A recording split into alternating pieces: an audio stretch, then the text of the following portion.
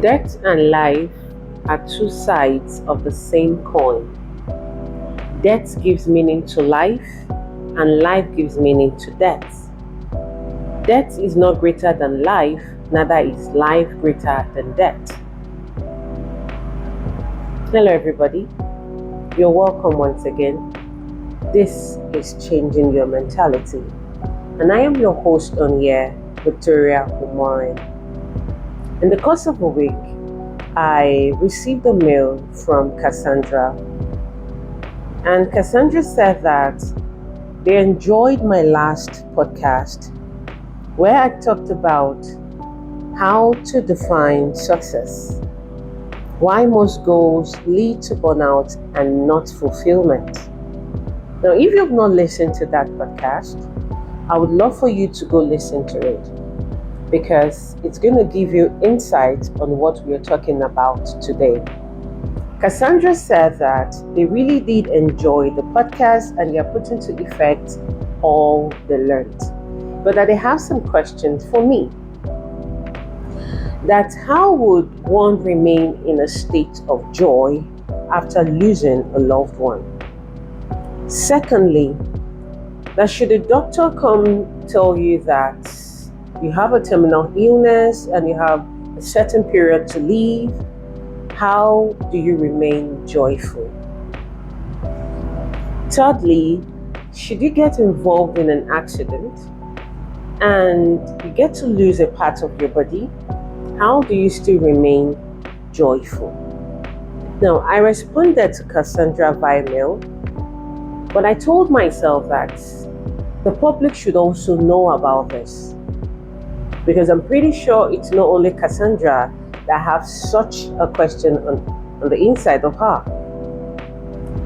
So today's episode is me talking about finding joy in the unthinkable, how to stay mentally whole after a loss, illness, or trauma. It's almost 3 years plus right now that I lose my beloved mom. The pain is not something you can actually describe. If you want to use the word, it is out of this world. I was in tears, I was in pain, I was hurting, I did miss my mom. But I held on to something. What is that? I always held on to the fact that I am grateful I created time and space for my mom before she passed. Me and my mom, we stayed apart, and she just told me that she doesn't want to stay in our apartment anymore alone, and that she wants to leave the apartment. So I said, okay, instead of you leaving the apartment and I look for another place for you, why don't you just wait? My rent is going to expire in so one time, so we're going to move in together. And that was exactly what I did. In us staying together, I created time and space for my mom. So whenever I want to have this pain, this feeling, I get overwhelmed with the fact that I am grateful I got to spend time with her. I am grateful I created space for her. I am grateful that we got to stay together before she took seriously ill. I'm seriously grateful for that. The core reason why a lot of us tend to hate ourselves, we tend to get so angry, we tend to ask ourselves lots and lots of questions, but once we lose a beloved one, it is because of guilt, regret. I like to call it guilt trauma. You are regretting that you did not create time and space for your beloved. You're filled with anger with yourself that you wish you had done something differently. I listened to Mel Robinson's podcast where she interviewed a lady that is really, really very good with budgeting. Her name is Tiffany. And at the end of the podcast, Tiffany broke down in tears. Why? Because she lost her husband 2 years ago. And Tiffany said something that she's grateful that a year before the husband passed, she had to reduce the way she walked. Because she said she was so much of a workaholic. And that her husband complained that they don't have time again like before, that they don't go for dinner, they don't go for movies. And she told her husband that, I'm working and all of that.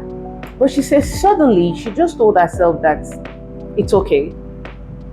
And she started coming home by 7 p.m. She created time for her husband and space. And she says she's very grateful she did that.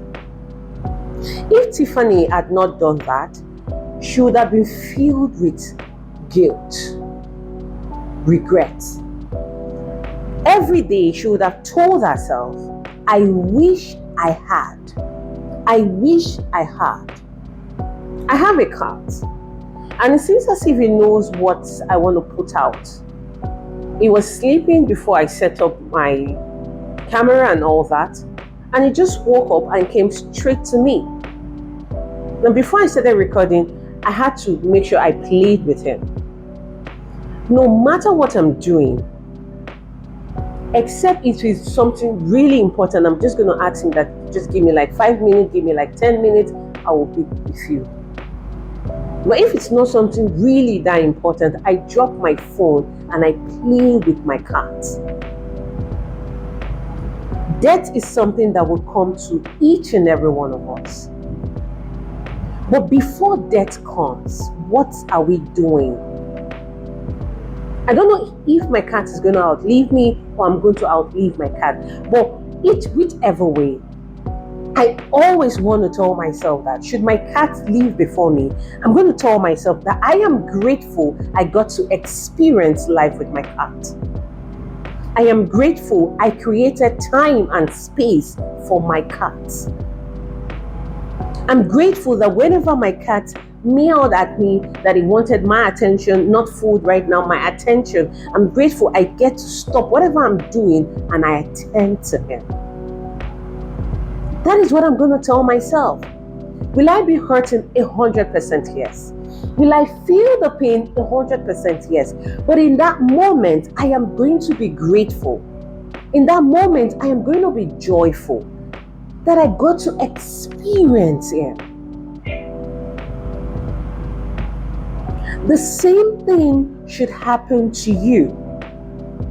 But once you learn to be present, always, you don't live in the past, you don't live in the future, you tell yourself, this moment is all that I have.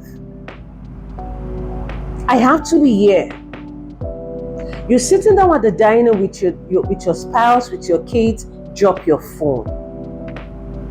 You're watching a movie with your husband or your kids, drop your phone. Try to make sure you don't bring work home.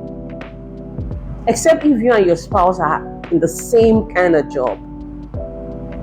Create time and space for each other. Because that moment is all you have. That tomorrow that you're looking at, it's never guaranteed. But this present moment we have right here, right now, that is what you're certain that this moment do exist. So what you're experiencing is guilt. It's regret. I wish.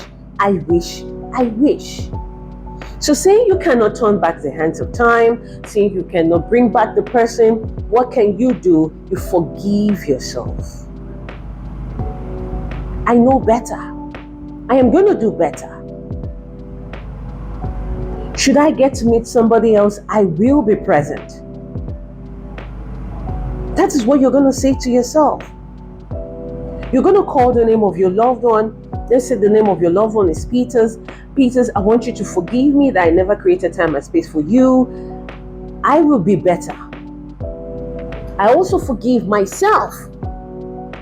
Because it's not just for Peter forgiving you. You need to forgive yourself for not creating time and space for your spouse. for your children, for your cats, for your dogs, for whatever pets you have. Do you understand? Always create time and space. The present moment you have, that is the only moment that is guaranteed. Every other moment is never guaranteed. So when it comes to terminal illness, it is also the same thing. Time and space. Regret. I wished I had lived my life for myself. I wished I had taken that trip when I wanted to. I wished I did not listen to society and I went through this path. I wished I had picked up this career. I wished I had left my present location to this other location.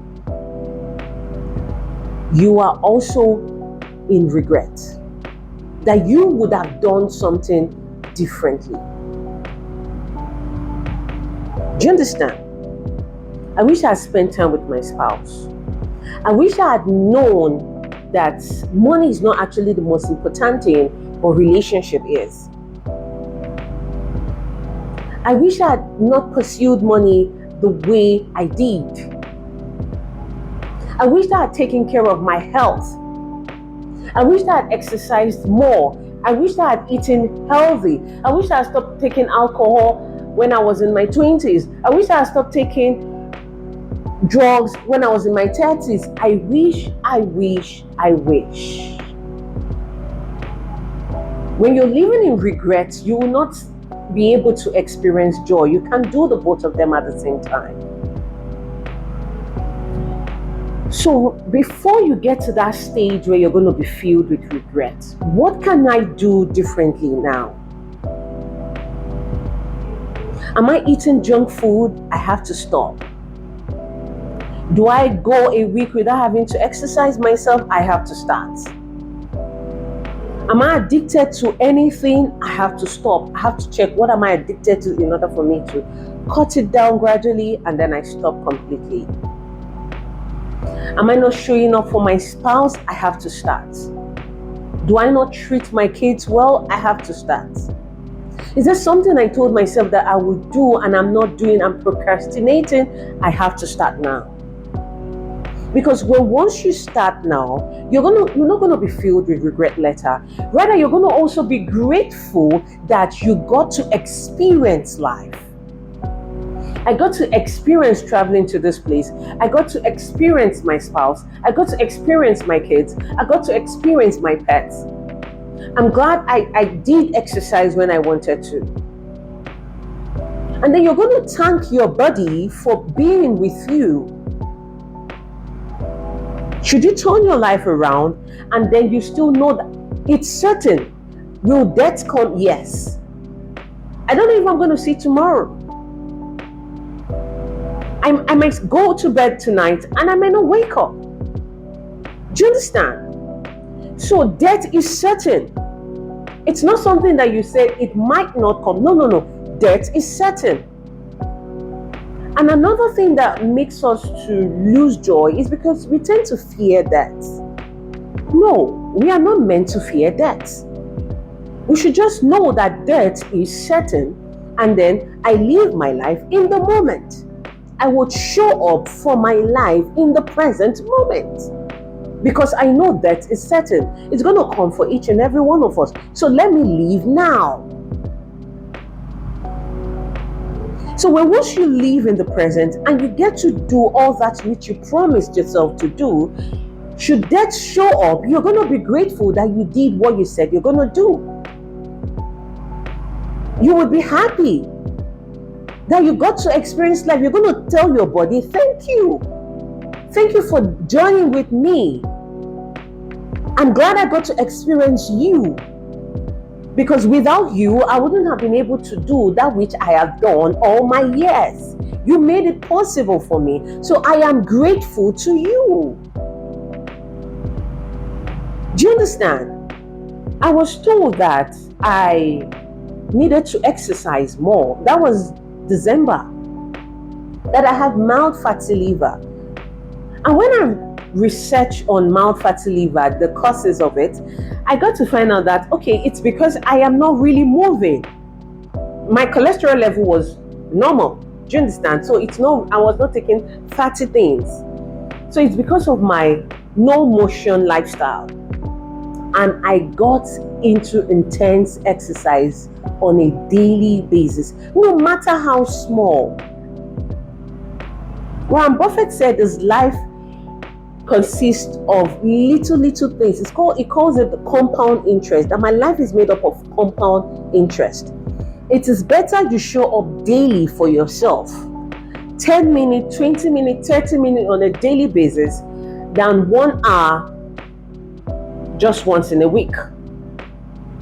So I started with 10 minutes because I'm this person that I hate exercises. So I started with 10 minutes. I moved to 20. I moved to 30. And now I'm enjoying it. Like if I wake up in the morning and I don't do workout, I feel guilty. There's this guilt that overwhelms me.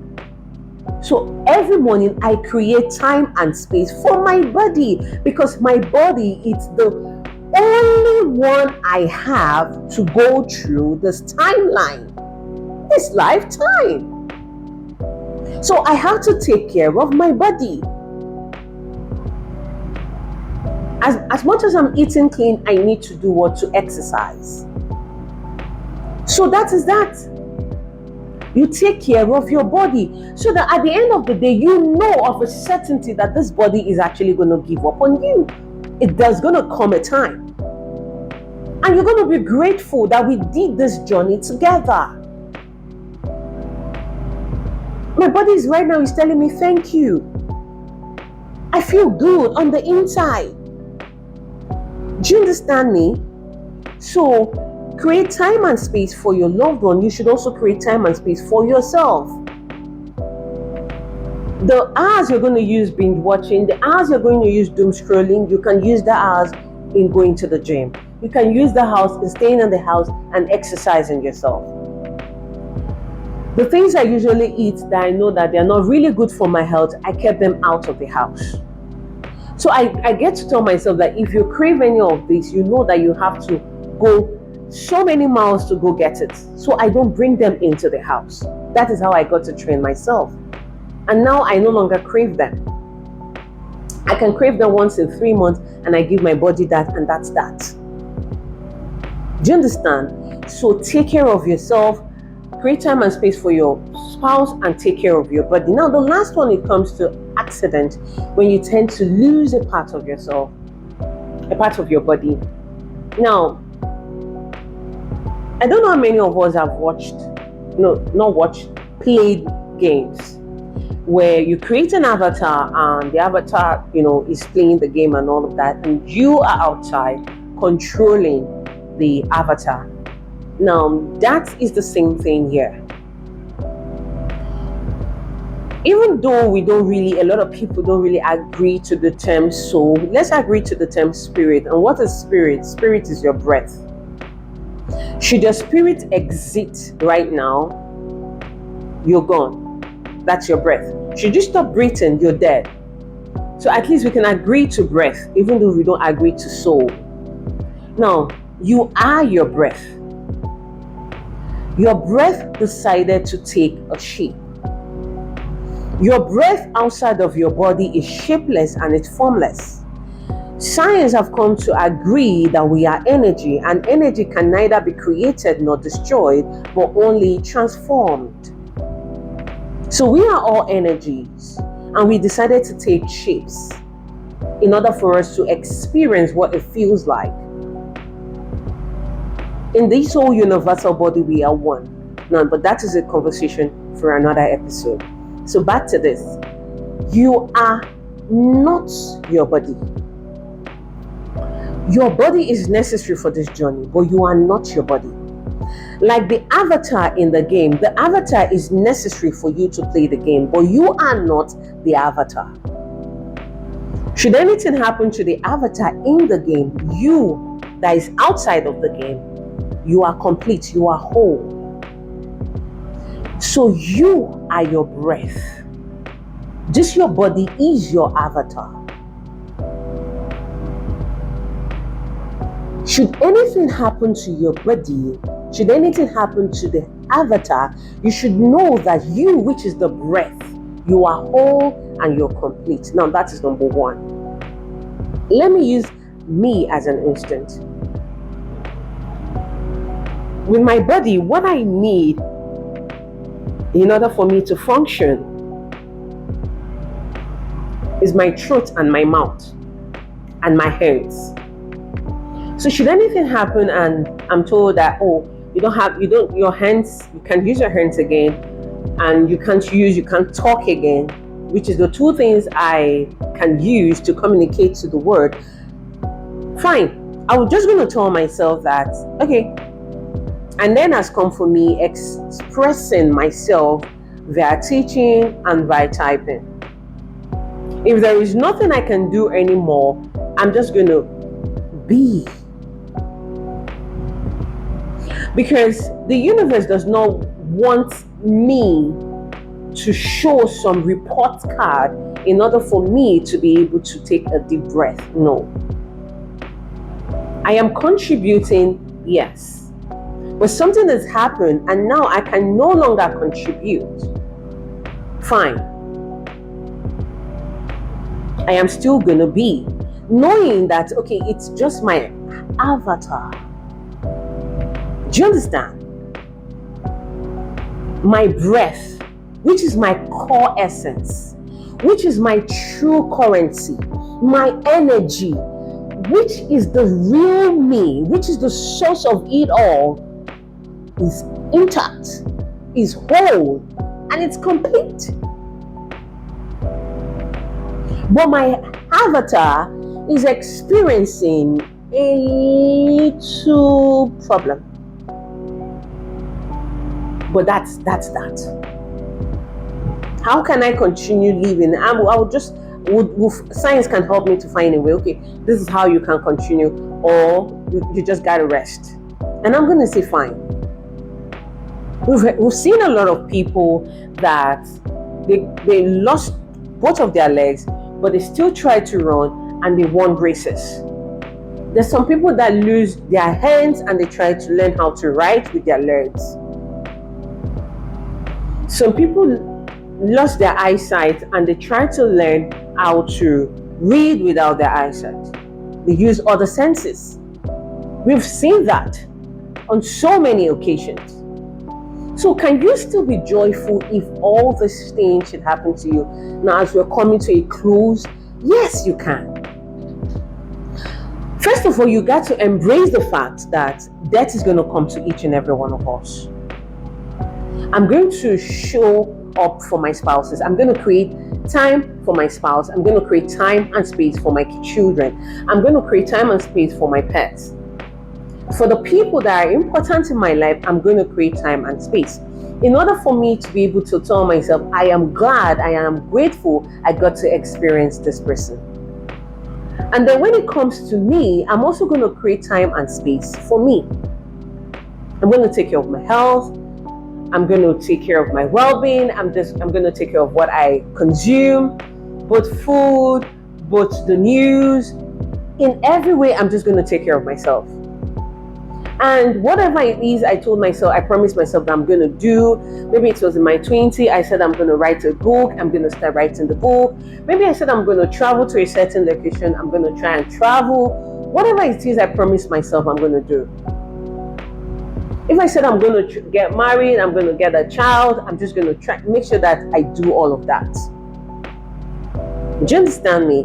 And then lastly, you have to just come to tell yourself that my body is the form I chose to take in order for me to experience what life is. Now the breath, my energy, which is my core essence, which is my true currency, is whole, is complete, and is intact. Should anything happen to my avatar, I know that the core essence, my true energy, is whole and is complete. I am not going to allow that to weigh me down, to drown me, to make me sad. Because why? I know who I really am. So, in any circumstances, we can actually find joy. We can actually remain joyful. Because Your internal state is whole. So don't allow anything on the outside, don't allow any external circumstances to come on the inside and scatter everything, leaving you sad. Never you allow that. Always remain in a state of joy. You're not dismissing the pain. You're not dismissing the sadness. I was sad. I was in pain. I did grieve my mother. But in all of that, I appreciated the fact that I created time and space for her. If this message did resonate with you, if this message did transform your life, if this message has shifted your perspective, I would love for you to share this message with your friends, your families, and your loved ones in order for them to experience what you have experienced while listening to this message today. This is changing your mentality. And like I always say, I am you and you are me. I love you. Bye for now.